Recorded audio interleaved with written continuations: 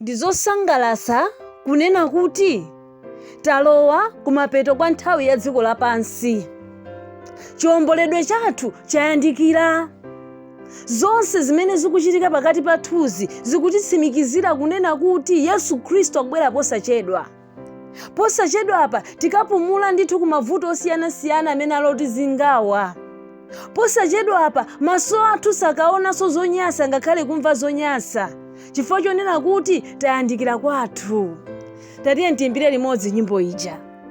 Ndikadzafika mwamba dzakhala tsiku la chimwemwecho,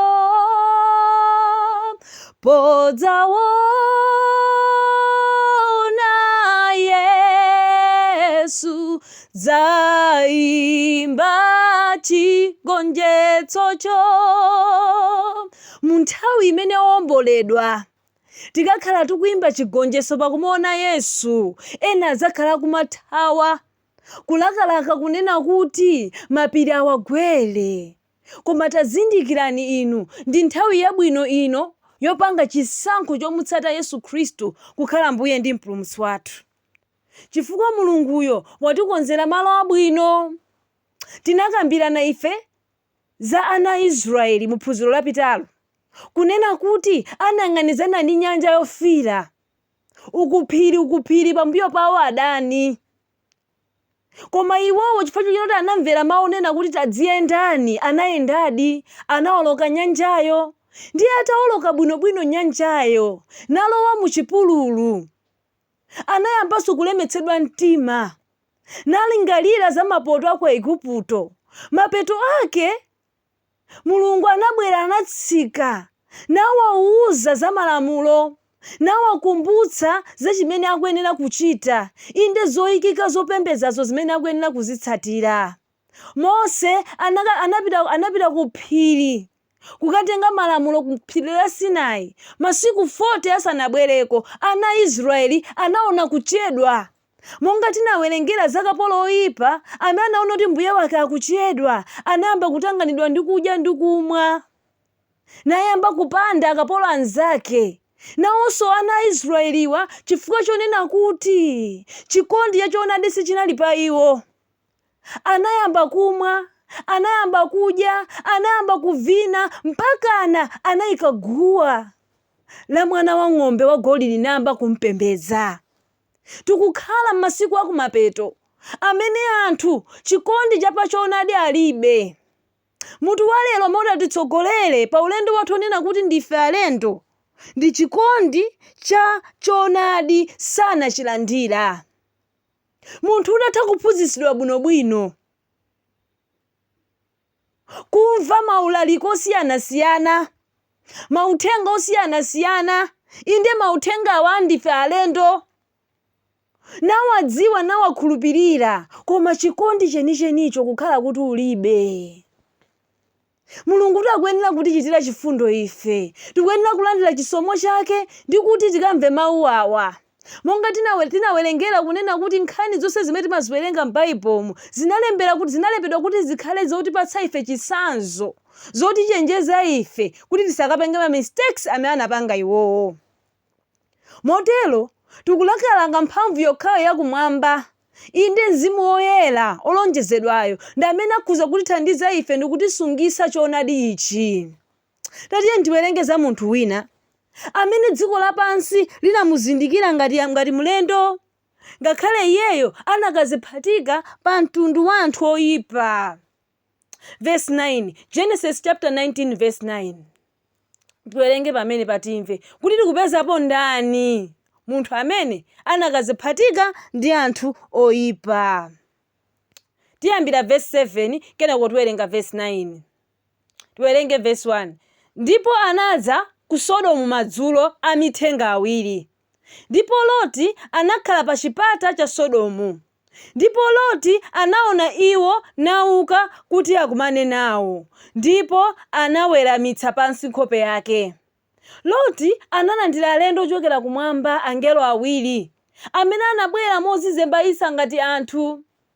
Iyepo waona mona ngati ndi alendo chabe, anawachonderera kunena kuti asagone makwalala, asagone munsewu mwa ku Sodomumo, koma akagone ku nyumba kwake. Ndi atafika ku nyumba kwake, chinachitika ndi chani? Kunapezeka kunabwera gulu la amuna, gulu la anyamata amene chifukwa chonena kuti chikondi chachoonadi sanachilandira. Mulungu anawapereka kuzilakolako zonyansa. Ndipo atafika iwowa analakalaka kukhala malo amodzi ndi amuna awa. Chonyansatu ichi tinaphunzitsana amene timaona phunziro la ukwati, kunena kuti pogona sipakuyenera kukhala podetsedwa. Ukwati uchitidwe ulemu. Ndi amuna awa atafika ndi cholinga chonena kuti agone ndi amuna anzawo, panali kulimbana. Verse 7, Loti ananena mawu otere, ndipo anati, abale anga musachite koyipa kotere. Loti, mtumiki wa chilungamoyo amene anapezeka pa gulu la anthu oyipa, analimbabe mtima kuwachenjeza abale ake, asewere ake, azilamu ake amene anabwera pakati pawo. Nawadandaulira iwowo kunena kuti abale musachite koyipa kotere. Takhala ndi magawo 11 sopano pamutu wa ndife alendo. Ndipo takhala tikuchenjezana kunena kuti abale tisachite kotere. Koma tamvetserani, malo monena kuti amuna wa ku Sodomu amve chenjezo ili, iwo anachita chani? Verse 9, ndipo anati iwo, bayima. Natinso, uyu anadza kuno kukhala ngati mlendo, ndipo afuna kutilamulira. Tsopano tidzakuchitira iwe koyipa koposa iwo. Ndipo iwo anankakamiza munthuyo Loti, ndithu nayandikira kuti aswe chitseko. Zomvetsa chisoni nanga. Anthu akwadandaula bwinobwino kunena kuti musachite koyipa kotere, koma m'malo mwake anthu akunena kuti dikira uone, iweyo unabwera kuno ngati mlendo kuzangopempha malo, ndipo wanapofuna uzitilamulira. Tsopano tidzakuchitira iwe koyipa koposa iwo. Timauzanatu mulaliko umene wapitawo kunena kuti nkhondo yakula mkati mwanga. Timatsimikizirana kuti mapazi athu alowa mu nkhondo yotsirizira ya chipulumutso chathu, mu nkhondo yotsirizira ya uzimu, imene tikuyenera kuti tigonjetse tchimo, imene tikuyenera tigonjetse Red Sea amene ali patsogolo pathu, ndi kuti tiwoloke, ndi kuti machitachita athu sakuyeneranso kukhala ogona, koma tikuyenera kudzuka chifukwa nthawi yatha. Mu chaka cha 2023 Disemba, mtsogoleri wa chipembedzo Papa anapanga chani? Anavomereza kunena kuti amuna okhaokha akhoza kukwatirana namakalandira mdalitso kuchokera ku kachisi. Anthu anatsutsatsutsa, anthu anakambakamba. Iyi ndi ngakhale sinodi ya kuno ku Malawi inafika potsutsa zimene zizi kunena kuti iyayi sichinachichitikepo, ndipo muchikedo chathu cha ku Africa kuno sizingachitike. Koma tazindikirani, ngakhale anthu amaiko osiyanasiyana anayankhulapo, koma zinthuzo zasimikizika. Anapita ku Belgium posachedwa apa wiki yatha yomweyi, September yomweyi 2024, kumene kuso anakakumana ndi magulu ngati omwewa okwatirana amuna okhaokha. Nditu kuona kunena kuti nditu mapazi athu alowa mu nkhondo ya kumapeto. Mulungu sakhala chete. Amithengawa polowa ku Sodomu ananena kuti akakapezako amuna 10 Sodomu sakamononga. Koma nayi ichi chimene anachita amuna awa, anafuna kugona ndi amithenga akumwamba, LGBTQ.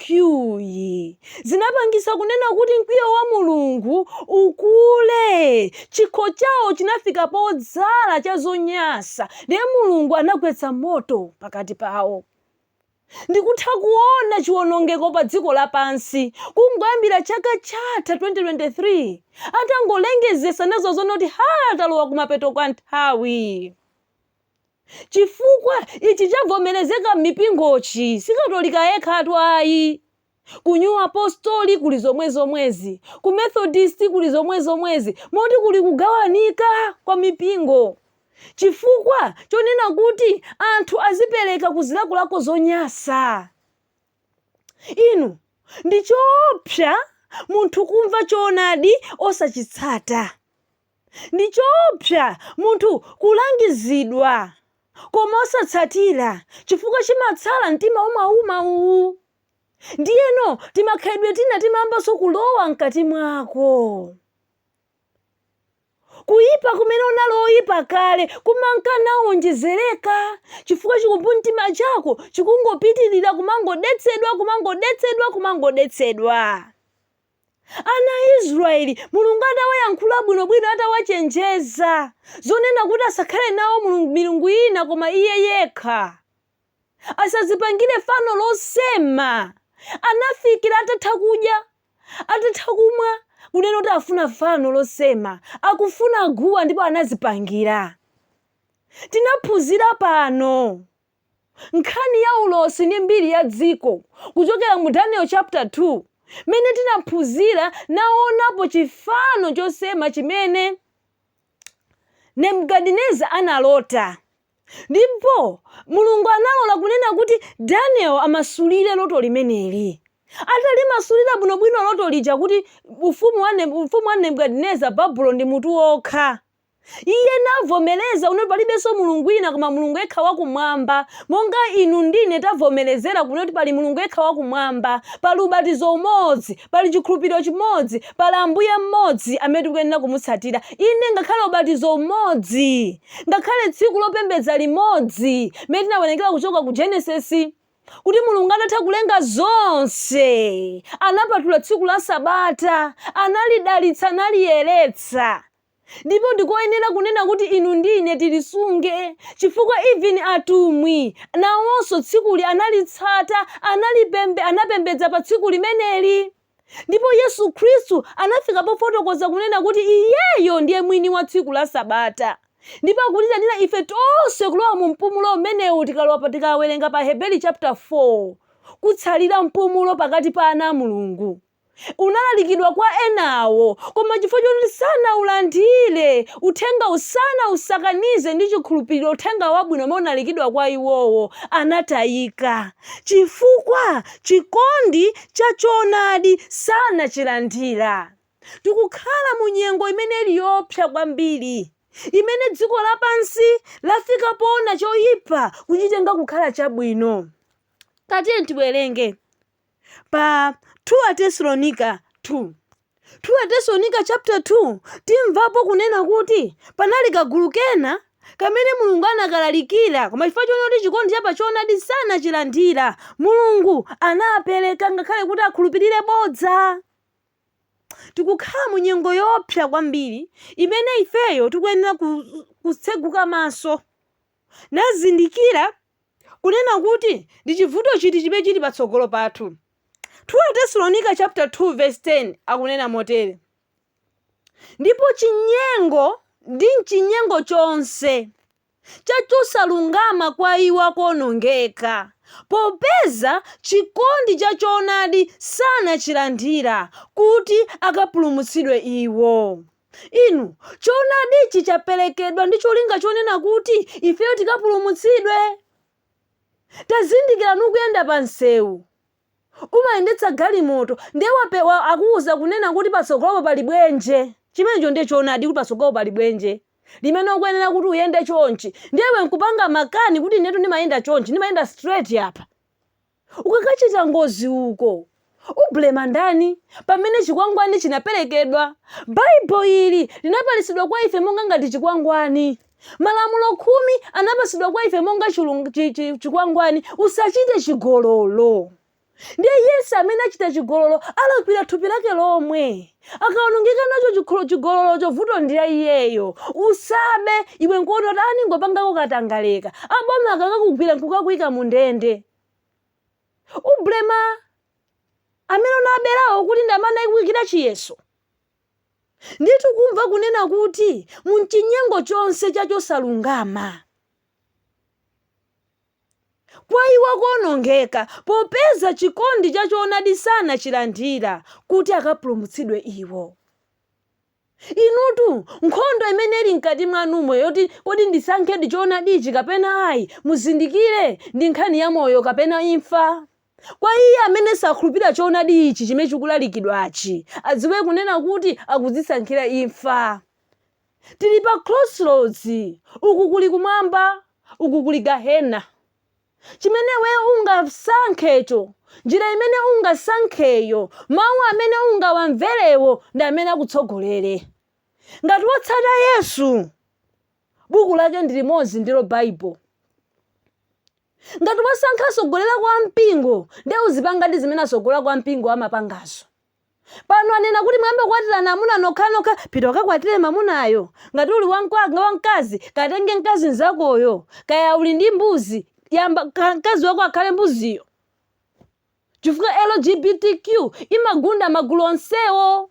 Kuphatikiza ngati uli munthu amene akufuna kukwatana ndi nyama, it's okay. Ndi chifukwa chake mayiko ambiri agenda imene yakudana nayo. Koma tikudziwa kunena tikukhala mu nyengo imene wina aliyense amene akulalikira choonadi akumaonedwa kunena kuti iyeyi akulalikira zodanitsa. Wina aliyense amene wagwiritsitsa choonadi akumaoneka kunena kuti uyu ndi oyipa, uyu ndi osakonda uyu. Dziko lapansi likutunjika ku human rights, naphwanya zonse zoyikika za Yehova. Pamene ifeyo tikuyenera kutsata Bible ili limene lili ndi utumiki wa chiyanjaniso. Nthawi yomweyo imene dziko lapansi likunjikana malo amodzi mu dzina la human rights, ndi nthawi yomweyinso imene Mulungu akusonkhanitsa nake mbali inayi.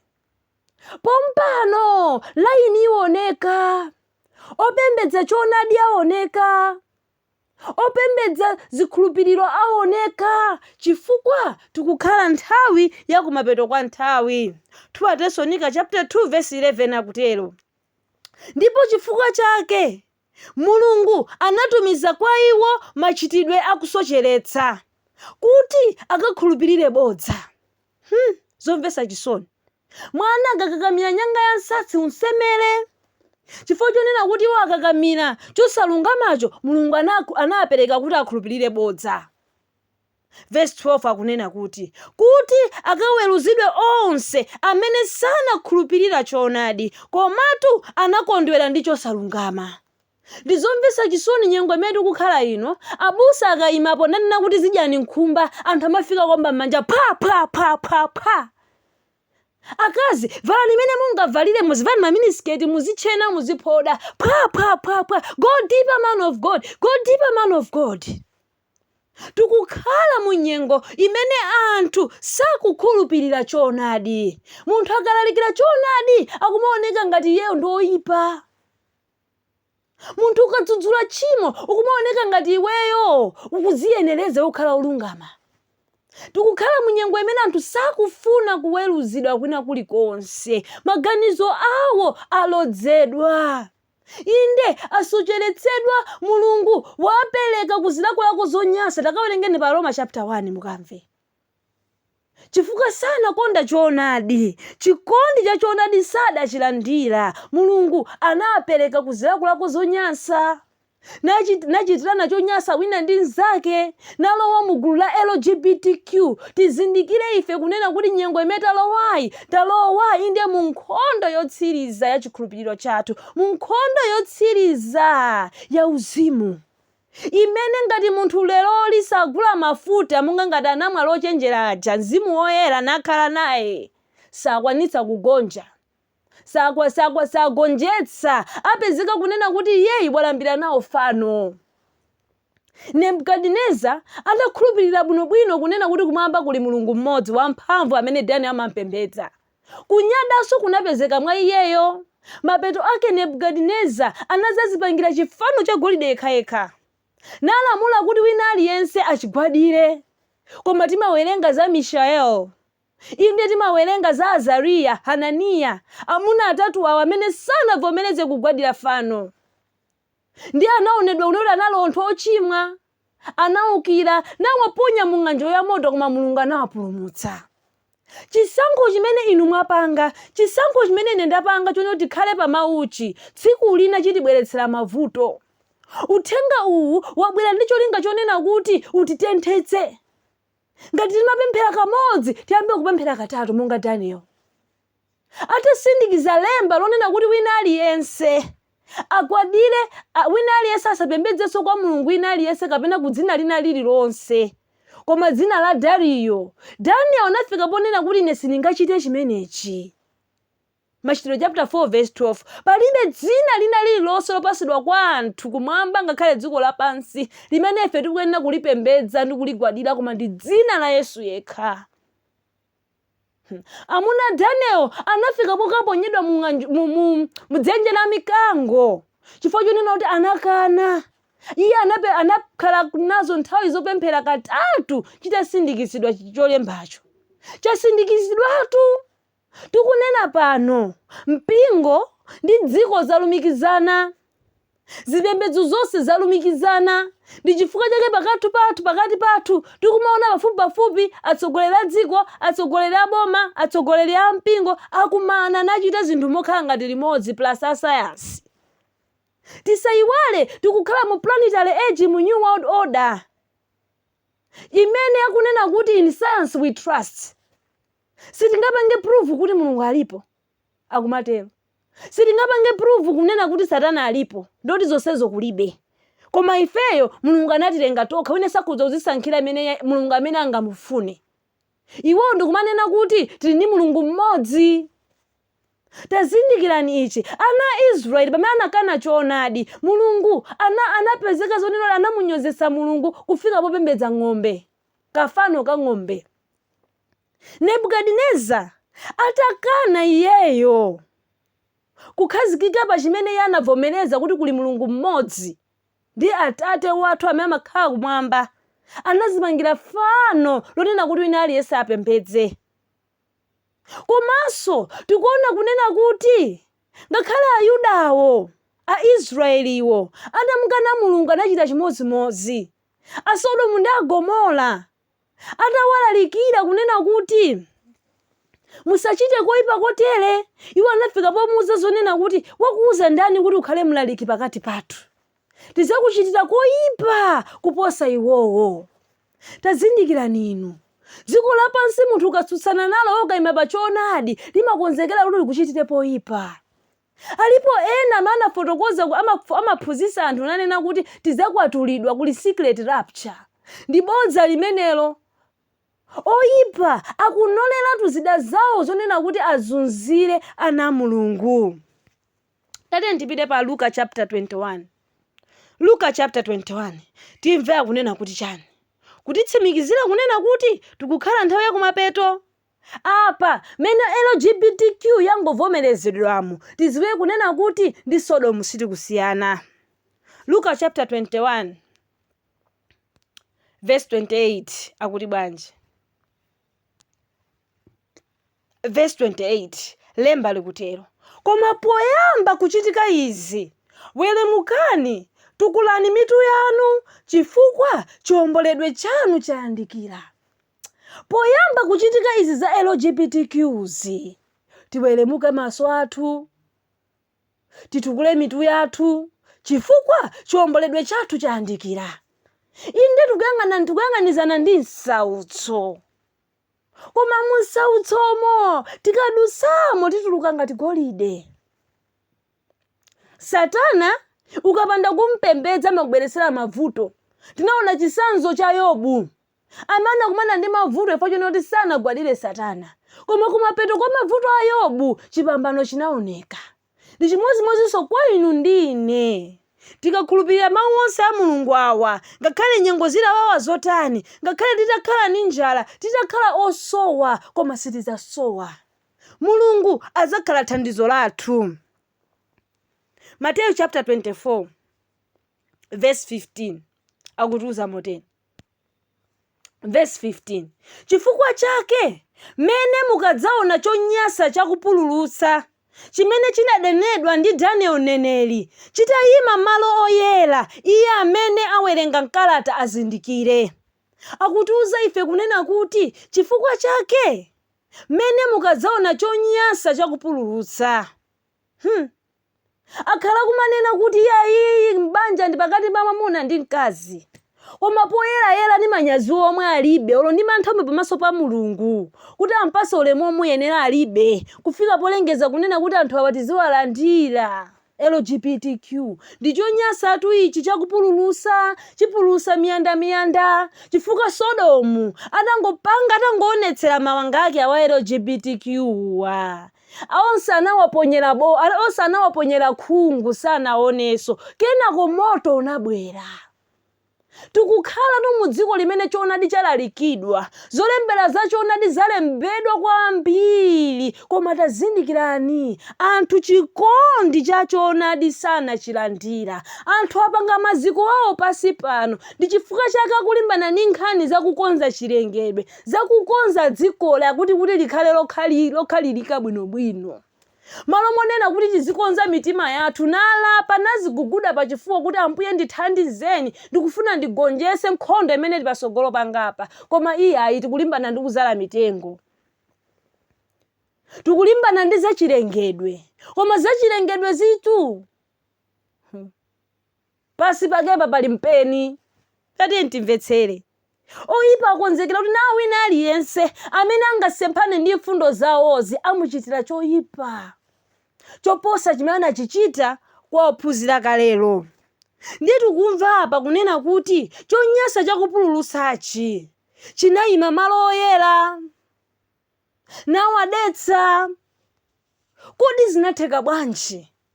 Nanga izi mulosi zilimo? Poti tinaona chifano chija kuchokera kumutu golide, pakati pa tinaona siliva, kenako tinaona mkuwa, kenako tinaona chitsulo, kenako mapazi kumene tiliku osakanizika dongo ndi chitsulo. Ndi chifukwa chake kukupezeka chikhalidwe chonyasa ichi cha LGBTQ ichi mu dzina la human rights, ndi cholinga chonena kuti tiphonyane ndi zopatulika zonsezo za Yehovazo.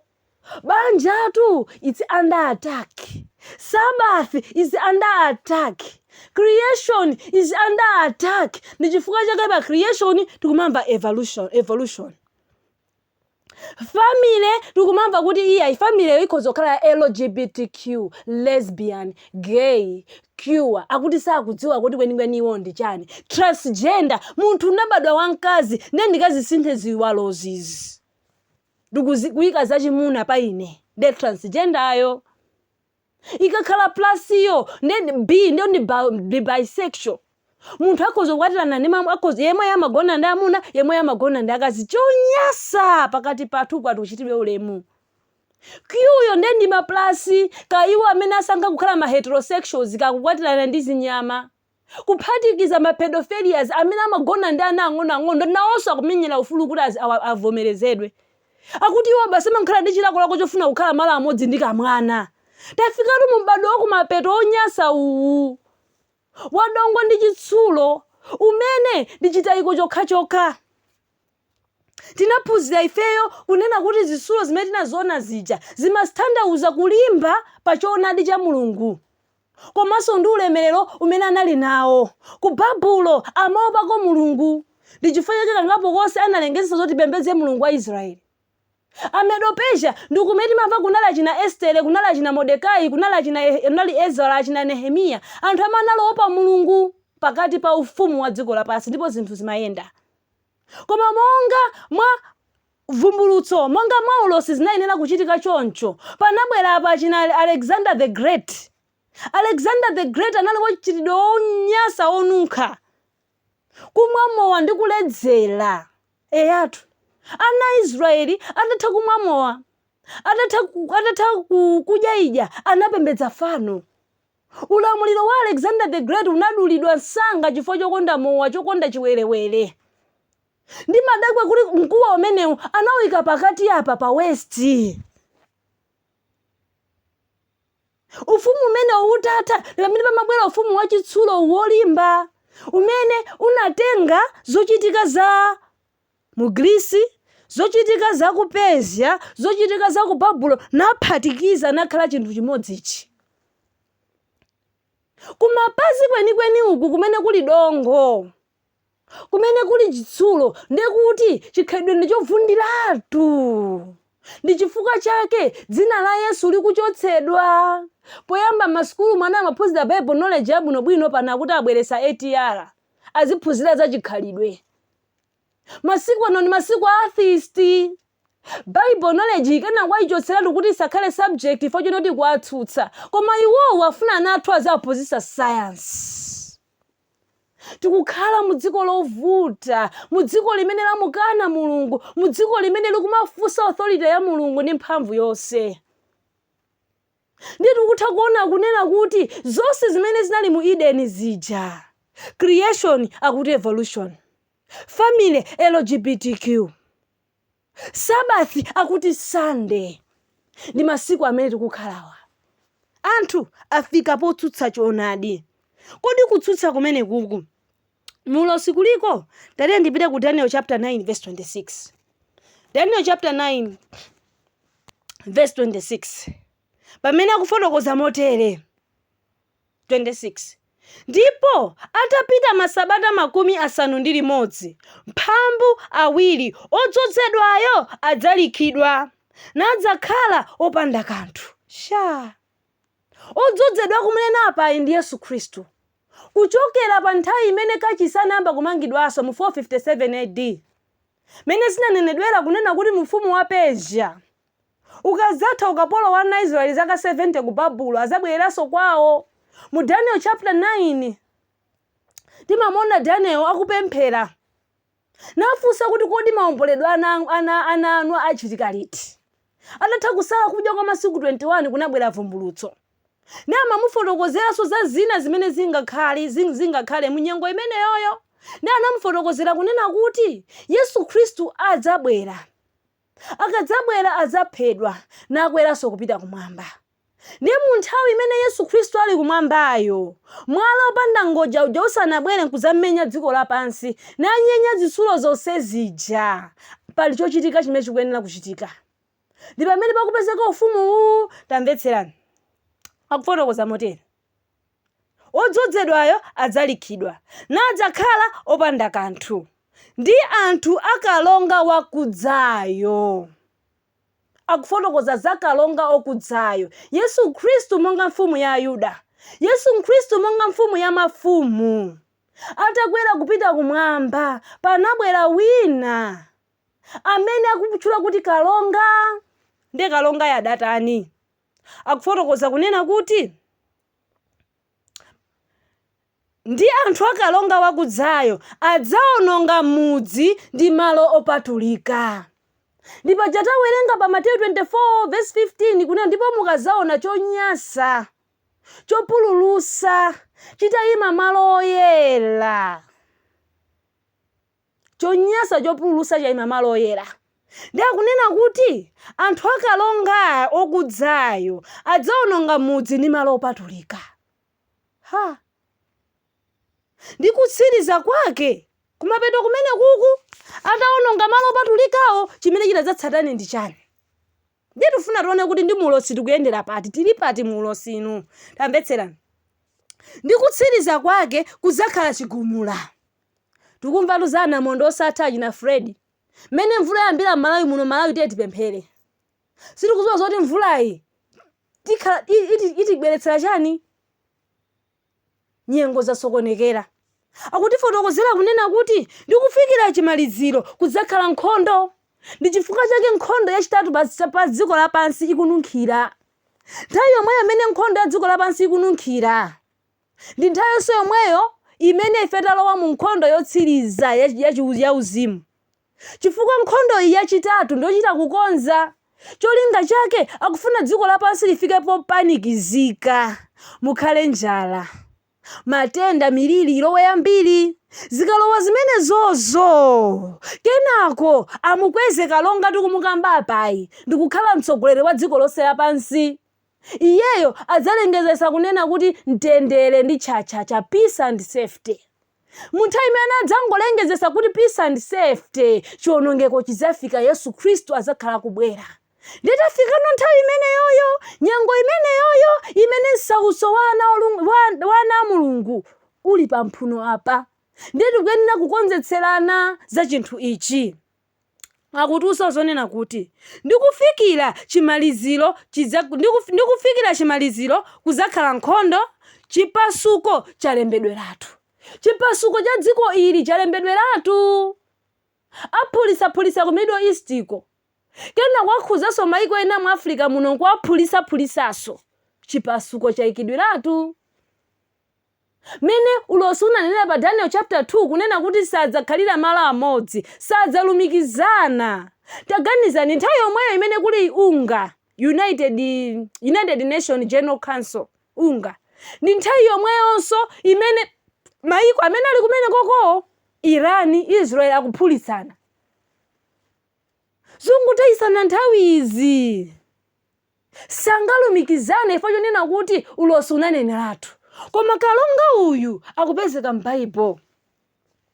Kalonga uyu ali ndi mphamvu yanji? Daniel chapter 7 verse 25. Daniel chapter 7 verse 25. Anafotokozeraso zochitika zake. Nawerengirana pa Daniel chapter 7 kunena kuti maufumu aja Danielso naye anaona monga ngati mkango, chimbalangondo, inde anaona nyalugwe, komanso anaona chilombo choopsa chopanda maonekedwe. Ndi ufumu umene tiliwo, umene lovuta kusanthula kwake. Daniel chapter 7 verse 25 akufotokoza motere: nidzanena mawu akutsutsana ndi wamwambamwamba.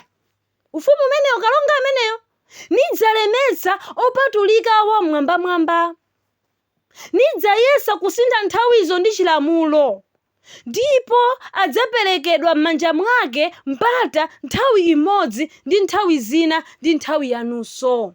Ndiye tikumva kunena kuti malo opatulika adzadetsedwa, adzawonongedwa. Mudzi opatulikawo udzawonongedwa, kudzakhala nkhondo, kudzakhala zivomerezi, kudzakhala chigumula zimene zidzapezeke pakati pathu. Tamvetserani, Paulo adafotokoza kunena kuti atumwi akadzachoka pakati pa mpingo pazalowa mimbulu. Mimbulu imene iyi ndi anthu akalongawa. Yesu Khristu atakwera kumwamba, ophunzira anamva kulalikira dziko lonse lapansi pachoti mzimu wa Mulungu unali pa iwo. Komatu analalikira, ndipo anakhesa mwazi, anaphedwa. Ndi ophunzira aja aphedwa mu zaka zomalizira 100 AD. Boma la Roma limene linapachika Yesu linayamba kumamba kunena kwanga Chikhristu chikukula kwambiri. Ife tikufuna kupembedzedwa, tikufuna tikhale olamulira dziko lonse.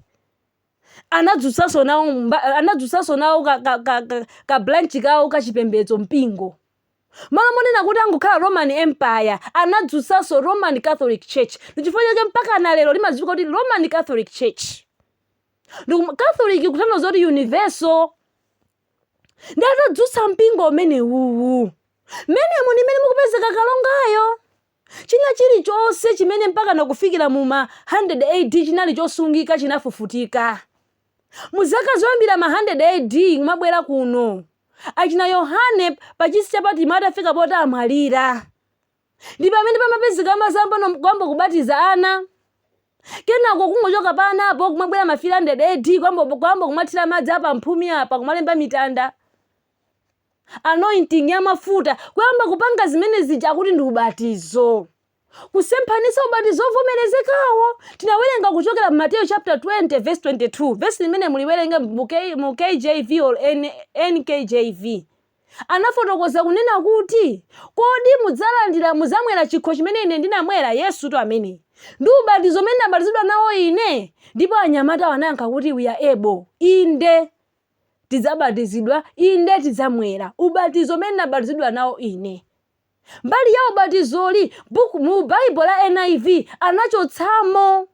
Ndi chifukwa chake lero kuli maubatizo osiyana-siyana. Tikukhala mu nyengo imene ngakhale choonadi chalalikidwa kwa anthu, koma chikondi chapa choonadicho anthu sakuchilandira. Anthu maganizo awo alodzedwa. Mphamvu yake ndiyochokera kwa Satana. Nditaphunzira kunena kuti malo opatulika anadetsedwa. Kodi malo opatulikawa amene anadetsedwawa ndi ati?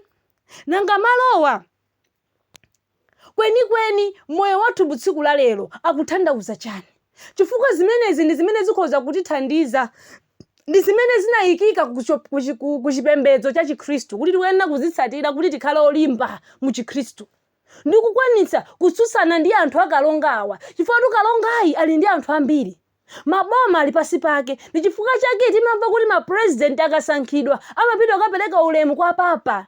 Ngakhale president wathuyu wapita chaka chomwe chino kwa analowa kalekale kukapereka ulemu.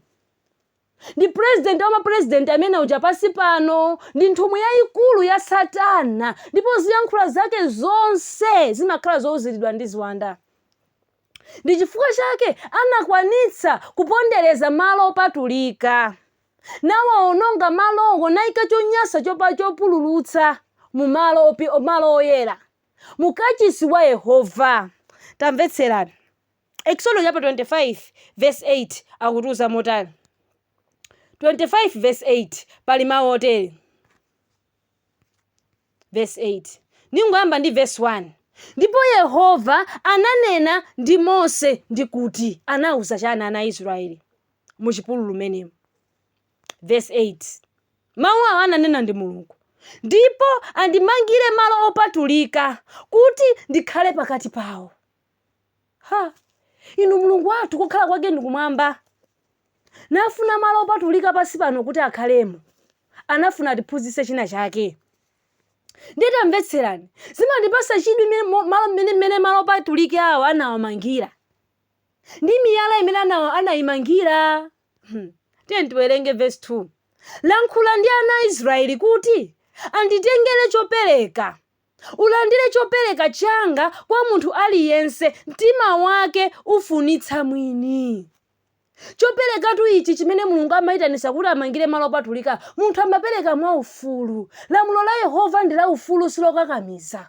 Uthenga uwu sokukakamizani, nongokutsimikizirani kunena kuti chomboledwe chathu chayandikira, titukule maso, tikonze, tiyende mu choonadi, tikonde choonadi kuti tipulumutsidwe. Tisakonde bodza, chifukwa mathelo abodza tikaonongeka ndi wabodza odyelekeza amene ali Satanayo ku ng'anjo ya moto. Ndiye kutiuza zonena kuti chopereka chikhale cha ufulu. Mukazaona makachisa wina kukakamiza kuti pereka dabwa naoni, si mzimu wakumwamba umeneyo. Munthu amapereka amene Mulungu amudalitsira koposaposa iye amene akufunira. Dzanja lopereka ndi limene limadalitsidwa. Munthu ukakamizidwa kupereka sulandira mdalitso, foti chopereka chako chimakhala chosavomerezeka pamaso pa Mulungu. Koma ndi mtima umene umapereka mofuna umene Mulungu amaudalitsa. Ndiye kungopereka kuti muchongese dzina mu mpingo ni ngozi. Kupereka kuti musankhidwe udindo mu mpingo ni ngozi. Kupereka kuti mukondwerese munthu wina kutchalitchi kwanu ni ngozi. Kapena mulandire zozizwa ni ngozi. Tamvetserani verse 3. Chopereka chaka mapereka chotani. Ndipo choperekacho ulandire kwa iwo chikhale ichi: golide, siliva, mkuwa. Pachi munthu chimene anachiona Nebukadineza, taonapo panali zitsulo zinayi: golide, siliva, mkuwa. Izimenezi anazivomera. Nditavomera takambirana pano kunena kuti maufumu atatu oyambirirawa mwa iwo munalibe kuopa Mulungu. Koma ufumu uwu unadana napondereza china chilichonse chimene chinali chopatulika, chimene chinali choyera, nadetsa malo opatulikawa. Malo opatulikawa amene Mulungu anayikamo zopatulika zake. Ndipo tikawerenga kuchoka pa Exodus chapter 28 verse 36 amatifotokozera kunena kuti golide amene anamangira kachisiyu, chihema chimene chichiyi, amatanthauza opatulikira Yehova. Inu Mulungu akufuna inuyo ndine tikhale opatulikira Yehova, tikhale odziletsa ku zinthu za dziko lapansi. Pamene dziko lapansi likunena kuti LGBTQ, ife tinene kuti yayi mamuna ndi mkazi ndiye banja. Pamene akunena kuti Saturday, amene akunena kuti Sunday, ife tinene kuti Sabata. Oyima nji pa choonadi. Chikondi cha choonadi tichilandire nachikhulupirira, chifukwa pamene patikapulumuka. Chifukwa Yesu Khristu ndiye njira, choonadi ndi moyo. Ndiye tamvetserani. kachisi ameneyi amene anamuza Mose amangeyi muchifanizo chakumwambayi anamanga motani? Tikawerenga kuchoka pa Hebrew chapter 9 verse 1 timamvapo za kachisi odabwitsa uyu amene anapangidwa ayi. Ahebrew chapter 9 verse 1 ndiyesa kumfotokoza mwachangu koma kuti amveke mukhale ndi picture olo kuti mukhozanso kujambula mukamakawerenga Ahebrew chapter 9. Ahebrew chapter 9 verse 1 akuti fotokozera motere.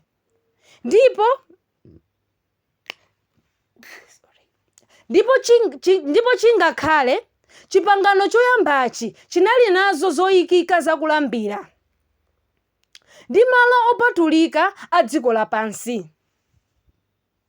Akuti chipangano choyambacho kachisi amene anamangidwayo anali ndi zoyikika zakulambira ndi malo opatulika pa dziko lapansi. Kachisi anamanga chonchi, anamanga chimpanda chachikulu kunja cha white chimene chimayimirira ungwiro chilungamo cha Yesu Khristu. Ndichifukwa Yesu Khristu pa ubatizo paja Yohane akumukana kuti ambatiza anamuza zonena kuti balo latsopano kuti tikwanise chilungamo chonse, chilungamo cha Yesu Khristu. Khalidwe lathu likuyenera kufanana ndi Yesu Khristu. Ndiye panali khomo. Ndiye tinawerenga kuchokera pa Yohane chapter 10 kunena kuti Yesu Khristu ndiye khomo, ndipo tonse tikuyenera kulowa mwa iyeyo nkati moyo mwa Yesuyo ndikukabisika mene momo kuti tikwanise kugonjetsa. Ndiye ochimwa amalowa pa khomo paja, akalowa pa khomo paja amapeza guwa lachofukiza. Pa guwa lachofukiza apa ndi pamene amaperekerapo nsembe, komanso guwa lachofukizali limayimirira mtanda wa Yesu Khristu. Ndiye ochimwa pamene waoloka Red Sea wako sunayang'ane zokulemeretsa kandi ntchito kandi banja kandi chani, kumene kusatira Yesu Khristu umafika ndithu pa guwa apa nalapa machimo wako nawasiya ndipo amapserezedwa pamenepa. Patsogolo pake tinaphunzira kunena kuti pamakhala kambale, kabeseni kamene makhala madzi, wansembe amasamba m'manja asanalowe muchani munchipinda chopatulika. Zimenezi zimakhala pabwalo. Ndiye mukati mwa mpandamo mumakhaso katenti kena kakang'ono. Katenti kamene kaka kanali ndi zipinda ziwiri zimasiyanitsidwa pakatipa ndi chivelo kapena kuti chinsalu chotchinga uku ndi uku. Ndiye matakalo wano malo oyambirira chipinda choyambirirachi pamakhala zinthu zitatu zimene zimakhalapo. Pamakhala gome la mkate woonekera number 1. Number 2, pamakhala ma candlesticks zonyamulira nyali, choyikapo nyali ma candlesticks.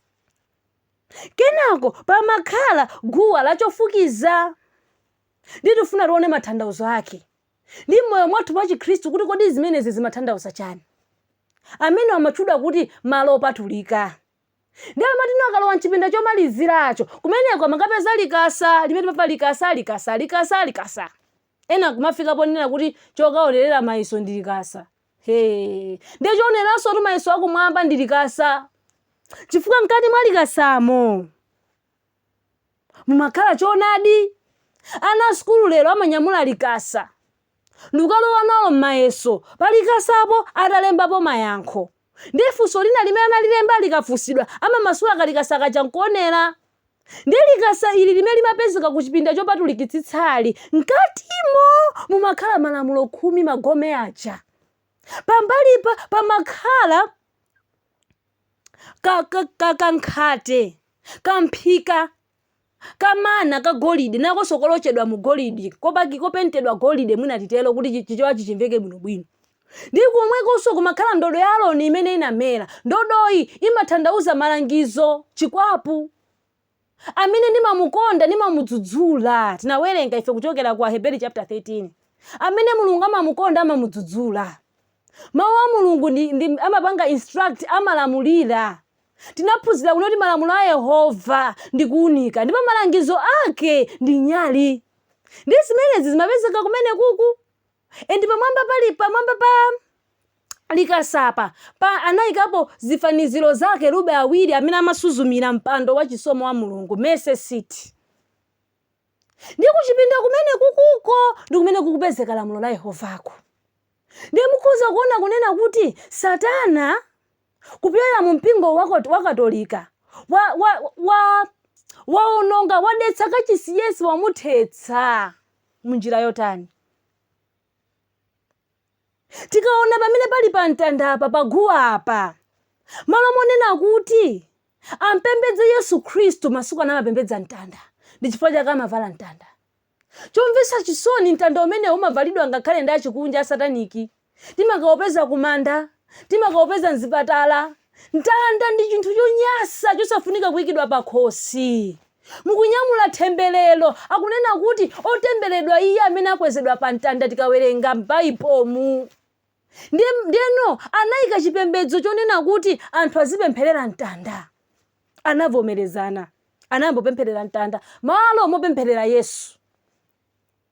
Malo mokwezi mapemphero awo kwa Yesu Khristu amamayimira wamkulu wa nsembe amene amachita mwambo mu chihema amene mumu. Masiku ndi mapemphera kudzera kwa Mayi Maria amene ni mu chaka cha 431 mene anampanga iyeyo kukhala Mother of God nayamba kupembedzedwa. Komanso tikuona patsogolopo pali mbale. Nema monena kuti munthu abatizidwe m'madzi, iwo ubatizwa nawo chotsa ndikungoyika mbatizo osiyana-siyana muzipembedzo zosiyana-siyana. Kuchotsa ubatizo mene Yesu Khristu anabatizidwa omizidwa. Tikulowa mkati. Mkate, gomera mkate onekera uwu, likuyimirira mawu a Mulungu choonadi ichi. Chimene ambiri anangochimva koma sadachilandira. Chikondi cha choonadicho sadachilandira alibe. Amangokondweresedwa azingomva koma osachita. Odala ala amene awerenga, odala ala amene amva, odala ala amene achita. Ndiye kuona choonadi ichi chimene chili choponderezedwachi ndi mawu a Mulungu. Ndi Bible limene tikuyenera kuliwerenga tsiku ndi tsiku. Posachedwa pa ma Jesuits American Review Bible anafika ponena kuti Mkatolika amene amakhulupirira Bible ili si Mkatolika, amene amawerenga si Mkatolika. Ndi chifukwa chake ineyo ndi ndanzanga Akatolika amene kuti Bible limatitsutsa sitiwerenga. Sawerenga Bible. Ngakhale kutchali chikwawo machechi awo masiku ano. Akamalalikira mawu, akamawerenga mawu, fasalalikira amangowerenga olembalemba. Sakumanena kuti akuwere mawu akuchokera pati Bible. Ndicho linga chonena kuti anyenge ambiri, asocherese ambiri, alodze ambiri, ndero miru ambiri ndiyo bayizika siganiza bwinobwino. Ndiye tikuona nyali imene tikuiona iyi imene inali ndi mphindo 7. Candlestick imene iyi nyali yake imayaka usana ndi usiku omwe, si mazima. Ikutanthauza kunena kuti Mkhristu akuyenera kukhala mudzi wokwezeka. Khalidwe lake likhale lokoma ponse pamene ali akhale kuunika. Achitire umboni. Inu mukapempherera Mzimu Woyera pali lonjezano lonena kuti adzatipasa mphamvu ndipo tidzakhala mboni zake. Amene amadziwa choonadi, osachitira umboni, osamuza wina, adziwe kunena kuti kandolo yake imafika pozima. Ndi awo amene akunena kuti munthu asalikire nzakewa, dziwani kunena kuti ali pansi pa kalonga okudzayo amene mphamvu yake ayitenga kwa Satana. So kunenera, kulalikira, witnessing ndi mbali imodzi imene Mkhristu amene wayamba kuyenda ndi Yesu Khristu akuyenera kuchita nayo. Kupatula kupanga Bible study, kuwerenga Bible payekha, kutenga mawu opatulika awa kukhala cholamulira chachikulu moyo mwake. Akakumana ndi mafunso opsa kuntchito ofuna kusemphana ndi mawu a Mulungu, amafunso Bible likuti chani. Amuna ake akanena kuti tiye tiyambe kutiziphana kuti tilemere, kapena tipanga business ya chinyengo, amati Bible likuti chani. Bible study kwa munthu wa Mkhristu ndofunika. Tiziwerenga mawu atokha. Tikawerenga mawuwo tituluke tikalalikire, tikauze anthu za zimene Mulungu atiuza. Chifukwa Mulungu amatipasa mauthenga wa motere. ndipo tsogolopo tikuonapo pemphero chofukiza. Mapemphero anthu oyera mtima 1 Tesalonika chapter 5 verse 17 akutitsimikizira kunena kuti ifeyo tikuyenera kupemphera nthawi zonse. Mu nkhondo yomalizira iyi ya chikhulupiriro chathu imene talowamo iyi, olungama apulumuka ndi chikhulupiriro. Taphunziratu ife kuti chikhulupiriro ndi chimene chimagonjetsa dziko lapansi. Umaona zoopsazo ndithu redisi umayiona kutsogolo, ukuphiri uku adani. Koma chifukwa cha chikhulupiriro chimene chili mwa iwe chochokera kumwamba, umafika polimba mtima kuti moyo wanga utachotsedwa. Achina Stefano analolera kuphedwa chifukwa chonena kuti anena chikhulupiriro. Anali amuna okhala pa pemphero. Motero afika masiku amene tikuyenera kupemphera ife osangoti kamodzi kokhayi, koma mmawa masana madzulo timachitira ndi chakudya. Kuti tikwanitse kulimba ndithu mu nkhondo imene tikuyenera kudutsa moyi. Takumbukirani inu, tayamba ndi nkhani ya ku Sodomu, kumene amuna a Sodomu anafika pomuuza Loti kunena kuti wakuyika ndani kukhala mlaliki wachoonadi pakati pathu. Tidzakuchitira choyipa choposa amunawo. Tikamawerenga Daniel chapter 12 verse 1 amatifotokozera kuti ndipo Mikaeli akazayimirira pazakhala zoopsa, pazakhala zowawa zimene zinachitikepo, zimene zinazionepo. Inde zimene achina Daniel sanazione, achina Stefano sanazione, ife tizaona zowawa zoposa zimene zonso. M'bado wake ndi unowu umene tinakumane ndi zokhoma zoposa anzathuwo. Koma tisaope, tayandikira kwathu akuti pakuona zonsezi tizindikire kunena kuti wakudzayo ali pafupi. Tate ndiwerengere limodzi.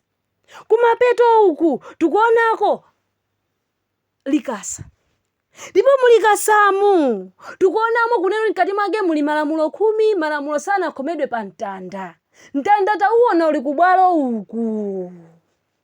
Koma malamulo awa akanalipo onse ndipo takhala tikuphunzira maulendo wa ndife alendo. Mutenge nthawi mumvetsere kuti choonadi ndi chiyani, muzindikira kunena kuti malamulo sanakhomedwe pa mtanda, akanalipo chifukwa kupezeka mkati umu. Tsiku ndi tsiku tikuyenera kukhala tikumadya mana ochokera kumwamba. Inde mawu a Mulungu awa. Inu Mulungu amatiyankhula pakuwerenga Baibulo. Timapeza chilimbikiso pakuwerenga Baibulo. Zifunsiro zathu zonse, mafunso athu onse amene timakhala nawo mayankho ake m'Baibulo alipo. Mukufuna agriculture, mukufuna banja kuti liyende bwanji, mukufuna banja inuyo kuti mupeze okondedwa wanu, mayankho ake onse ali umu. Mukufuna machiritso, zonse zili umu. Chifukwa si matenda onse ndifuna ndikutsimikizeni amene akuyenera kuchizidwa ndi mankhwala, koma ndi pembedzero lokha inuyo. Kufuna kwa Mulungu mukhoza kuchiritsidwa, mukhoza kupulumutsidwa. Tamvetserani Daniel chapter 12 verse 1. Daniel chapter 12 verse 1 akutuza kuti chani?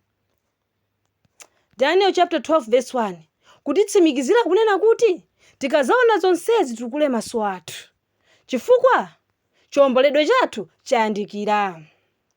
Daniel chapter 12 verse 1. Ndipo nthawi yomweyi adzauka Mikaeli kalonga wamkulu wakutumikira ana a anthu a mtundu wako, ndipo padzakhala nthawi ya masautso sinakhale yotere kuyambira mtundu wa anthu kufikira nthawi yomwe ija. Ndipo nthawi yomweyo anthu wako adzapulumutsidwa, yense amene ampeza olembedwa m'buku. Kulembesatu m'buku lakumwambako kuli panopa. Pamene inuyo mwakhulupirira choonadi ichi, Mulungu alemba dzina lanu kumwamba. Tabatizidwani inu dzina lanu lembedwe kumwambako. Mudzi wa anthu opatulikawo. Akutifotokozera za chisautso chimene chili patsogolo pathu. Luka chapter 21 verse 20. Tibwerenso Luka 21 komwe kuja, kumene tinayamba kuja, kumene akutiuza zonena kuti ndipo mukadzaona zonsezi malo opatulika atadetsedwa, inde ataponderezedwa, china chilichonse cha mukachisi chitachosedwa, titukule maso athu tizindikire kunena kuti chiwomboledwe chathu chayandikira. Ndipo Yesu Khristu akubwera posachedwa. Luka chapter 21 verse 20 akutiuza motere. Verse 20. Koma pamene paliponse mudzaona Yerusalemu atazingidwa ndi magulu ankhondo. Zindikirani pamenepo kuti chipulumutso chake chayandikira. Haleluya! Mukadzaona Yerusalemu atazingidwa ndi ankhondo, zindikirani pamenepo chipulumutso chake chayandikira. Pamene nimapanga chisankho chomutsata Yesu Khristu, nkhondo yakula m'banja mwanu, yakula kumpingo kwanu, akuopsezani kuti banja litha. Ngati muli mwana akuwuzani kuti sukhalanso mwana wanga. Ena afika mpaka pofuna kupangirani chiwembu chifukwa mutsata Yesu Khristu, chifukwa mamba kulalikira za choonadi. Ndiye akunena kuti pamene inuyo mwazingidwa chonchi ndi magulu ankhondo, zindikirani kuti chipulumutso chayandikira. Inu munthu amene amachita choonadi amadedwa kumene Yesu Khristu anafika pomuda mpaka kufika pomutha fota amalikira choonadi. Ifenso amene tatenga uthenga wabwino tifika pophedwa, tifika podedwa, tipitisidwa mabwalo a dziko lapansi kukayimbidwa mlandu chifukwa cha choonadichi. Koma sitikuopa chifukwa Yesu Khristu pa Matthew chapter 10 verse 31-33 akuwuza kuti tisaope okupha thupi ili, koma tiope Iye amene ali ndi mphamvu yokupha thupi ndi mzimu omwe. Kambewu kamoyo kamene kali mkati mwa ifeka ndi kamene kamandipasa chilimbikiso kuti mwana wanga pita patsogolo, lalikira izi. Tikutha kuona kunena kuti nyengo zimene tikukhalazi, inde pamene pakati pathu pali miliri, pali njala, pali nkhondo zimene unena chipasuko cha dziko lapansi chinanenedweratu. Daniel chapter 9 verse 26. Chifukwa iwowa chikondi cha choonadi sanachilandira. Ayuda anamukana Yesu, ndipo amadana ndi Chikhristu, ananka napha onse amene anatsata Chikhristu. Kenako Roma atadzutsa mpingo wake wa Chikatolika, anayambanso kumapha Ayudawo, nafika ponena kuti it is illegal to Judaize. Zachiyuda zonse zisapezeke kuphatikizapo nkhani ya Sabata iyi. Sabata linasinthidwa mu 321 AD. Ukwati ndi wafika posinthidwiratu boma lina lililonse lisayinira za ma LGBTQs. Malawi muno alipo ma LGBTQs wakoma sali kundende. Ngakhale pamaso pathu pafe timaona ngati lamulo limene Malawi muno silinavomera ndithu. Ndi chifukwa chake nthawi imene Malemu Bingu anafika popanga decision yonena kuti ifeyo anthu onse okwatirana amuna okhaokha kakazi okhaokha sapezeke Malawi muno, funding ina siyakubwera. Ndi ngati dziko la Malawi linafika pozunzika, inuyo chifukwa cha choonadi mwati musazunzike? Muzingidwa. Koma mukazingidwa muli ndi mbewu ya Satana izikutherani bwanji? Tachokaniko ni kusandeko inu. Ni mbewu ya Satana tu imeneyoyo. Ipangisa kunena kuti inuyo mukhandiza ndazi lako zoyipa fo chonoti chikondi ya choonadi mulibe. Zonena kuti Saturday ndilo Sabata ino mukudziwa. Koma be mukukakamirabe muzomwezo zakalezo za makolozo. Zindikirani nthawi ya dziko lapansi kupita kumapeto. Posachedwa pa mawu amveka kuti ochimwa akhale ochimwa, olungama akhale olungama. Muchedweranji kupanga chisankho? Ana Israeli anauza zoti aziyenda alowe m'madzi. Sanauze zonena kuti akwere phiri kuti apulumutsidwe akabisale m'mapiri. Nkhondo imene mabwera kumbuyo ku Satana ndi Aigupto ndi ziwanda zawo inali yamphamvu yonena kuti sakanatha kukwera phiri kupulumuka. Onse akanathedwa pompacha. Muchedweranji kupanga chisankho chomusata Yesu Khristu lero, na achedwa kuti chilungamo ndikuchidziwa, ikadzafika nthawi yake ndidzambo pemphera la Sabata. Mpaka naliti? Moyo uwu wakusungirani ndani poti moyo uli m'manja mwa Mulungu? Tazindikirani inu tikukhala nthawi yoopsa. Inu Yesu Khristu akubwera posachedwa. Panopa America ndi Vatican zikugwirira ntchito limodzi. Mkwiyo wawo uonekera pa ife anake. America ngakhale patikawerenga pa Chivumbulutso chapter 13 amatifotokozera kunena kuti anaoneka iyeyo masomphenya amene anaona Yohane pa chisi cha Patimo. anaona America akuoneka monga ali ndi nyanga za nkhosa, monga nkhosa atu, mwana wa nkhosa Yesu Khristu. Koma zimawu zimene amatuluka ndi zadzinjoka, ndi achinjoka. Zimawu zimene zimatuluka ndi chinjoka chenicheni. Mphamvu yake anayitenga ku Vatikani. America kuti akhale super power anamukwezapo ndi Vatikani. Mu zaka zama 1989, zaka zama 1990 kunali Cold War pakati pa America ndi Soviet Union, Russia. Vatican anapereka dzindalama ku America chifukwa America nkhondo yakanaluza. Ndi pamene Soviet Union inafera pompo Russia. America ndikukwera ndikukhala ngati super power. Ndipo mu zaka 30 zokha America yakuladi ndikukhala super power ndikumalamulira. Ana America ikangopanga dziko lonse limapanga chimfine. Ndi Americanso ikazangonena kuti Sunday, dziko lonse kupembedza Sunday. Ndi chifukwa chake ku America kumachokera zipembedzo zosiyana-siyana achina Pentecostal ambiri kuchokera ku America. Zizindikiro zimene America anapasidwa ndi zimene zizi kuzera m'makachisi kuti asocheretse ngakhale ndi olungama omwe. Amabwera ndi zizindikiro zosiyana-siyana. Pambali papa palulamuliro wa papa, Katolika sangakwanise kuyika lamulo lina kuti amene sakupembedza Sunday aphedwe. Chifukwa kupemphera kwa tsiku la Sunday ndi lemba la chilombo, that's the mark of the beast. Monga lili Saturday ili seal of God, iwonso anazikira mark of authority. Ndi chifukwa chake anakwanisa kusintha tsikuli mu 321. Kalonga wakudzayo adzadetsa zonse zopatulika. Nadza kweza mpando wake kukhala ngati Mulungu. Ndi chifukwa chake anthu amafika pomapemphera kumamutchula kuti abambo, kumakalapa kwa munthu momwe ndeti mulape direct kwa Mulungu wanu. Tazindikira ninu nyengo imene tikukhala posachedwa pa Yesu Khristu akubwera. Nkhondo imene ikuchulidwa kuti World War III, pompano taonanso kunena kuti America yakaphulisa mabesi ena ku Iraq. Kusizo kuti ku Middle East konse kwakolera nkhondo yokha. Tinawerengera nenu cholembera china chonena kuti mu New World Order amafuna magazi, amafuna mwazi. Mtendere subwera pakati pathu bokhabokha kukhale zinkhondo anthu afe. Ndi nkhondozo zizikhala mu njira zosiyana-siyana.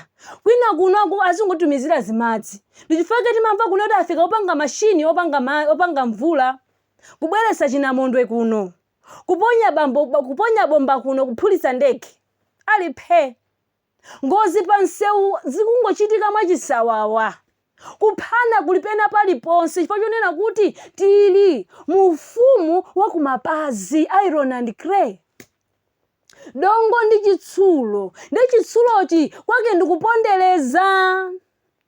Ndi osauka azingoponderezedwabe. Ndi chifukwa chake mavuto watikunena kuti ni man made. Poyamba ku Africa anthu amalima opanda fetereza. Pano tikulimira fetereza, komanso fetereza ndi amene akuononga nthaka. Posachedwa pana poti tiye kulimira, tiyambenso kulimiranso zachilengedwe. Koma zachilengedwezo mphamvu yake anayichotsamo, ngakhale nyama zomwe ndi za hybrid. Tikukhala mu nthawi yakutsoka kwambiri, limene anthu chikondi chapachoonadi achitaya, ndipo sakukondanso chilungamo china chilichonse. Tikufotokozana kunena kuti tikukhala kumapeto kwa nthawi ya dziko lapansi. Posachedwa pa Yesu Khristu akubwera. Talowa ndithu mu nkhondo yotsirizira ya Chikhristu. Chifukwa chonena kuti inuyo ndi ineyo tikana kudetsa nawo malo opatulikawa. Ubatizo wabodzawo taukana. Mgonero timadya weniweni olondola kusambisana mapazi ndi kumadya mgonero. Timawerenga Bible daily ndipo timalikhulupirira. Tikupita kukalalikira. Timapemphera kwa Mulungu onayo dziko lapansi litenga kuti ndife adani yake. Monga Nebukadineza anakweza chifano cha golidi yense. Ndi chimozimozi sotu America ndi Vatican. Akufuna akweze Sunday. Mpingo ndi dziko zikalumikizana limene ndi fano la chilombo. Ngati iweyo ukukana kumvera ulamuliro wa fano la chilombo, church and state kuti uyambe kupemphera Sunday nalilambira, uphedwa. Inu Aroni Muleviyo odziwadi choonadi anafika pokakamizika mpaka kupanga fano kumuchimwitsa anthu chifukwa cha ukali.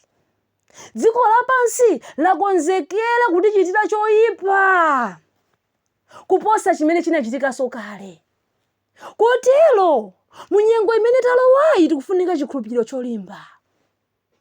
Koma Yesu Khristu ogonjetsayo atithandiza ife kugonjetsa. Chifukwa maso athu sakuthera pa dziko lino lapansi. Maso athu akulindira za mzinda umene uli kudzawo. Achina Loti, achina Abrahamu, powuyang'ana mzindawo anakamba mawu otere. Tikawerenga pa Hebrew chapter 11 verse 13 amafotokoza motere. Iwo onse adamwalira mchikhulupiriro. Munthutu amafa kamodzi kenako chiweruzo. Tikafa imfa iyi sizikakuti taferatu, ingokhala kuti tagona chabe kudikira dzukiro. Ndi chifukwa chake Paulo anafika kunena kuti inetu to die is gain. Kuti ndife ndi mwayi. Chifukwa ndipumula kuzowawa za dziko lino. Aheberi chapter 11 verse 13.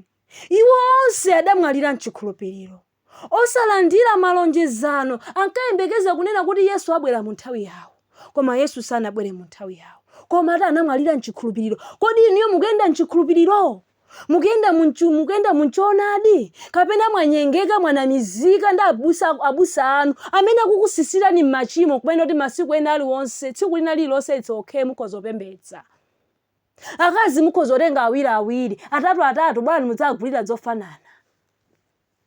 Zakudya mukoza kudya zina zilizonse. Anzathuwa adamwalira mchikhulupiriro.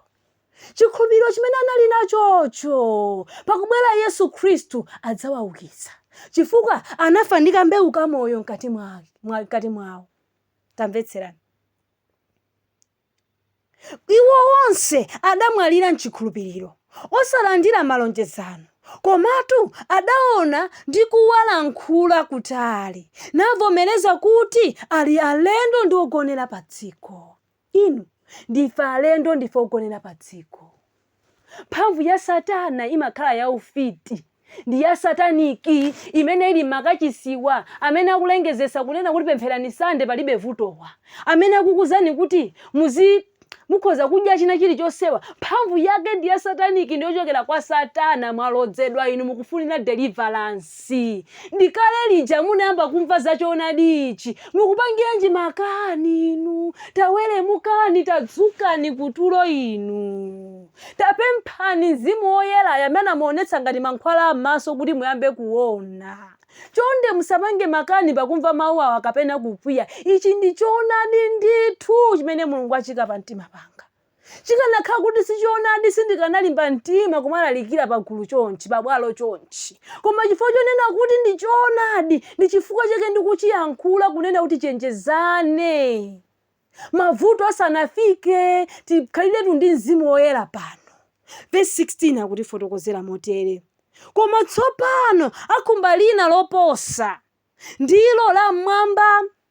Mwayichi Mulungu sachita manyazi nawo poyitanidwa Mulungu wawo, pakuti adawakonzera mudzi. Tilibe mzinda dziko lapansi okhalitsa olimbawo umene ife tikhoza kuutama. Ntchito zimatha, magalimoto amatha, maubwenzi amatha. Inutu mukukanika kuyamba kusunga tsiku la Sabata chifukwa cha ntchito. Koma ndifuna ndikuzeni chilungamo ichi, tsiku limene mudzagwa inuyo nkumwalira, nthawi yomweyo vakansi zamba kuyenda pa ofesi panopo. Izatuluka mu newspaper, ena azalembera ndipo azakakhala pamenepo. Banja limatha, koma tsatani choonadi. Chikondi chapa choonadi chikhale pa inu. Abrahamu anaona kuti anali alendo, analogonera chabe, sanalikonde dziko lapansi. Tisakonde dziko lapansi inu, tilingalire zakumwamba kumene tikapeza chipulumutso chathu. Nthawi imene America ndi Roma mpingo wa Katolika alumikizana kupanga chinthu chimodzi ndi nyengo iyi. Pa 7 Oktoba pompapa alengezesa kunena kuti kukhale mapemphero akusala kudya ndi kupemphera ndikutheka makachisi mwanumo mwauzidwa, koma zindikirani zimene akupempherera sakupemphera kuti dziko lapansi litembenuke, lichoke kuzonyasa zakezi, lichoke mu LGBTQ amene anabweresa chimaliziro cha Sodomu ndi Gomora. Iyayi ati tipempherere world peace, tikhale pa mtendere, tizichima pasi pano, tikhale ndi mulungu mmodzi, koma mulungu wake si wakumwambayi, ndi wa satanikiyu, ndi satanayi amene afuna apembedzedwe mu dzina la chilengedwe. Kodi inu musankha kukhala mbali yake itiyo? Yesu Khristu akutidandaulira kuti tidze kwa iyeyo. Tazindikira ni verse 20 akutifotokozera kunena kuti ndipo moponderamo mphesa anaponda kunja kwa mudzi, ndipo mudatuluka mwazi moponderamo mphesa kufikira pakamwa pa kavalo, kufikira mastadi ya 1,500. Chiweruzo cha dziko lapansi chayandikira, ndipo inu ndine tikuyenera kupanga chisankho chomutsata Yesu Khristu kukhala Ambuye ndi mpulumutsi wathu. Chifukwa chani? Yesu Khristu akubwera posachedwa. Chivumbulutso chapter 14 verse 12 akutifotokozera pano pali chipiriro cha oyera mtima, cha iwo akusunga malamulo a Mulungu ndi chikhulupiriro cha Yesu. Talowa munkachipinda kakumapeto kenikeni, titaona kunena kuti chihema chakalecho anachimanga ndi mpanda oyera. Munthu akuyenera kulowa pa khomo kulowa naye Yesu Khristu. Munthu amene amakhala ndi Yesu Khristu mkati mwake kusunga lamulo sikumakhala kovuta, limene likupezeka mkati mulikasa muchipinda chomalizira mukatenti ka mkati yaka, chipinda chachiwiri chomalizira chopatulikitsitsacho. Ndi chimene akutitanira, akutifotokozera kunena kuti pano pali chipiriro cha oyera mtima, ndiwo akusunga malamulo a Mulungu ndi chikhulupiriro cha Yesu. Ndi pembedzero langa kunena kuti mukhulupirire lamulo lake la Yehova kuti ndilosatha ndipo likadalipo. Ndipo zopembedza zoyikika izi zimene taziwerenga kuchokera pa Hebrew chapter 9 tikuyenera kuyendamo tsiku ndi tsiku, kuwerenga mawu a Mulungu tsiku ndi tsiku, kuchitira umboni, kulalikira za uthenga wa choonadi tsiku ndi tsiku, kukhala pa pemphero, kupempherera mpingo wa Mulungu, kuzipempherera iwe wekha, koposaposa kuzipereka monga nsembe ya moyo pamaso pa Yehova, kulapa ndi kusiya machimo onse. Tsiku ndi tsiku ndikupemphera kuti Mulungu mundibatizeni ndikonzeni ine. Kwa inu amene makhulupirira mawu awa, Mulungu akudalitseni. Kwa inu amene simunakhulupirire, pempherani kwa Mulungu, funseni kuti kodi zimene akunena zakaziyu ndi zoona. Mulungu akuyankhulani, papezeka njira kuti akuyankhulani ndipo mpaka mufika pokhulupirira choonadi chinapulumutsidwa. Mu dziko la chilendo ili ife tisankhe kukhala alendo ndogonera monga tate wathu Abrahamu. Tisakonde dziko lapansi, chikondi cha pa choonadi chikhale pa ife osati ndiwo. Titseke maso tipemphere. Atate wathu okonda amene muli kumwamba, dzina lanu lilemekezeke Mulungu wathu, chifukwa chonena kuti mawu anu amveka, kudandaulira kwanu kwamveka. Ambuye mutithandize ine kukhala pa chisankho chimene ndasankha kukutsatani inu Yesu. Komanso mukhale ndi amayi awo, abambo awo, mwana uyo, tsikana uyo, agogo awo asankha kukutsatani inu Yesu Khristu, ndi kuti asayang'ane mbuyo monga ngati Loti, koma tipite chitsogolo. Ulemu ndi matamando zibwerere kwa inu, chifukwa mwayenera kulandira ulemu ndi matamando. Lemekezani mwana wanu, ndi kuti mutidzaze ndi Mzimu Woyera amene atithandize ife mu nkhondo ya kumapeto ya dziko lapansi. Tapempha zonsezi kupyolera mu dzina la Yesu Khristu, amen. Kufikiranso tsiku lina limene tidzagawanenso uthenga wina, Mulungu akhale nanu, akuyang'anire na kudalitseni madzulo uno, amen. Misonkhano yachitikadi, dziko lonse lagwirizana, kukazikitsa tufanolo, onse alipembedze. Dziko lonse likuda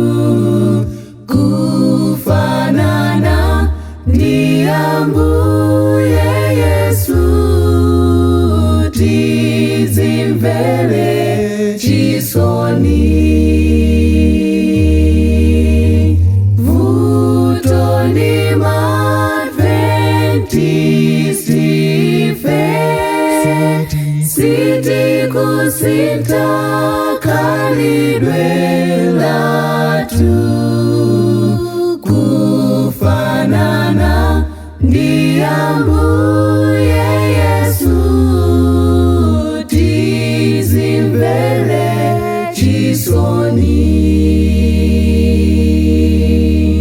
ngakhale izi zili choncho Mbuye sangadikilire fe aseka chitetezero